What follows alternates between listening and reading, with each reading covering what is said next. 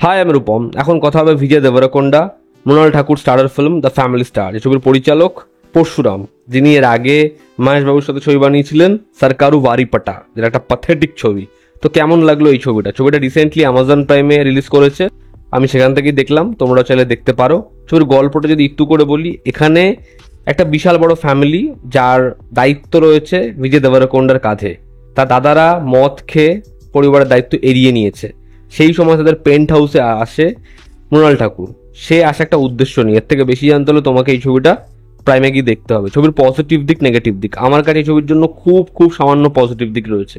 প্রথম পজিটিভ দিক হচ্ছে এখানে বিজয় দেবরকোন্ডা এবং মৃণাল ঠাকুরের ফার্স্ট হাফে যে কেমিস্ট্রিটা, সেখানে দুজনের যেরকম ধরনের যে লাভ অ্যাঙ্গেলটা রয়েছে সেটা বেশ মিষ্টি, এবং সেখান থেকে আমাদের মনে হয় সেকেন্ড হাফে সেটা ডেভেলপ হবে। সেকেন্ড, ছবির কিছু কমেডি পোর্শন যেটা পরশুরামের ছবিতে থাকে, যেটা এখানে একটু ওয়ার্ক করে, সেটা ভীষণ লাউড বাট সেটা অ্যাটলিস্ট ওয়ার্ক করে। যেমন তার গীতা গোবিন্দম, সেখানে যে মজাটা আছে এখানে অত মজাও নেই, বাট তাও ঠিক আছে, সেটা ফার্স্ট হাফে বেটার জায়গায় থাকে। এবং সেখানে ছোট মোটো কিছু টুইস্ট অ্যান্ড টার্ন আসে, গল্পের ইন্টারমিশনের যে পোর্শনটা সেগুলো একটু বেটার। এবং ফ্যামিলির যে ক্রাইসিস, ফ্যামিলির যে দিক, সেখানে পরিবারের এতগুলো ক্যারেক্টার এবং ইমোশনাল কিছু ইকুয়েশন, যেগুলো বেশ ভালো। এখানে বিজয় দেবরকোন্ডাকে দেখতে ভালো লাগে, এখানে মৃণাল ঠাকুরকে দেখতে খুব সুন্দর লাগে। দুজনের কেমিস্ট্রি মোটামুটি এবং দুজনের পারফরমেন্সও অ্যাভারেজ। সাপোর্টিং কাস্টে যারা ছিল প্রত্যেকে নিজের জায়গায় ঠিকঠাক, এবং ছবির মিউজিক, ছবির মেকিং সেটাও বেশ ভালো। এবার যদি ছবির নেগেটিভ দিক নিয়ে কথা বলি, ছবির প্রথম নেগেটিভ দিক হচ্ছে এই ছবির গল্প। মানে এই ছবিতে কোনো গল্পই নেই সেরকম, এবং পরশুরাম এরকম ধরনের ছবি করে কেন? আর বিজয় দেবরকোন্ডাও ছবি সাইন করে কেন? আমার সব থেকে বড় প্রশ্ন। সে একটা ছবিও মানে গল্প টল্প দেখছে না, তার উল্টো দিকে কে আছে সেটা দেখেই ছবি সাইন করে দিচ্ছে। এই ছবিতে জাস্ট কোনো গল্পই সেরকম নেই। এবং প্রত্যেক বছর এই তেলেগু ইন্ডাস্ট্রি থেকে কতগুলো এরকম ছবি আসে যেখানে ফ্যামিলিটাকে কি করে রক্ষা করবে, সেখানে মাসিয়া হয়ে যাচ্ছে, তার সাথে কারা লড়ছে, এই ভালোবাসার অ্যাঙ্গেল একটা, মানে এরকম ধরনের ছবি আর কত। মানে এই ছবির প্লটটা ভীষণ ব্যাকডেটেড, ভীষণ ক্লিশে। ছবির স্ক্রিন প্লে সেকেন্ড হাফে জাস্ট ধরাস করে পড়ে, এবং লাস্ট যে 20-30 মিনিট সেখানে যে কি হয়, কেন হয়, সব থেকে বড় প্রশ্ন হচ্ছে ওটা, যে কেন হচ্ছে। বিজয় দেবরকোন্ডার ক্যারেক্টারটা যা করতে থাকে শেষের দিকে, সেটা খুবই প্যাথেটিক। ছবির রাইটিং একদম ভালো না, এবং ছবির মধ্যে কিছু ক্লিশে পোর্শন রয়েছে যেগুলো খুব খুব অখাদ্য। ছবিতে জায়গা রয়েছে বিজয় দেবরকোন্ডা মৃণাল ঠাকুরকে কি চর মারে, এবং তার জাস্ট কোনো রিয়াকশন থাকে না।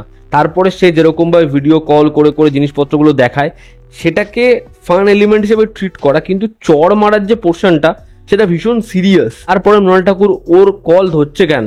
মানে জিনিসপত্রগুলো ঠিকমতো দাঁড়ায় না। ফলত এর পরের যে টুইস্টগুলো আসে সেগুলো ঠিকমতো ওয়ার্ক করে না, এবং দেন ছবিটা বাজেভাবে ড্র্যাগ করতে থাকে।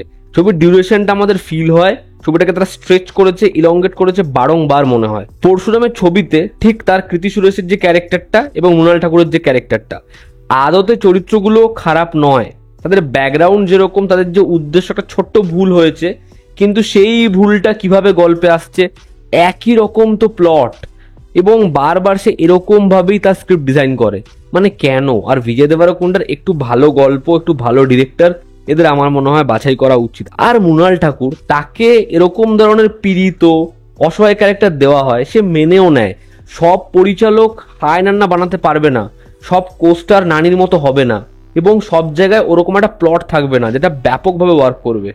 কিন্তু কোথাও একটা গিয়ে খুব রিপিটেটিভ চরিত্র বাছাই করছে মৃণাল ঠাকুর, আর ফ্যামিলি ভ্যালুজ আর এরকম ধরনের জিনিসপত্র জোর করে অ্যাকশন সিকোয়েন্স, এগুলো ছবিতে এই যে ইন্ট্রোডাকশন অ্যাকশন সিকোয়েন্স দরকার নেই, তাও জোর করে করে ঢোকাও, এটা এই ছবির মধ্যেও বর্তমান, এবং যেটা একদম ব্যাটে বলে হয় না। তো ওভারঅল দ্য ফ্যামিলি স্টার, এই ছবিটা ব্যাকডেটেড একটা সিনেমা। ছবিটা যদি তোমার হাতে কোনো কাজ না থাকে একবার দেখতে পারো, এটা একটা বিলো অ্যাভারেজ ছবি।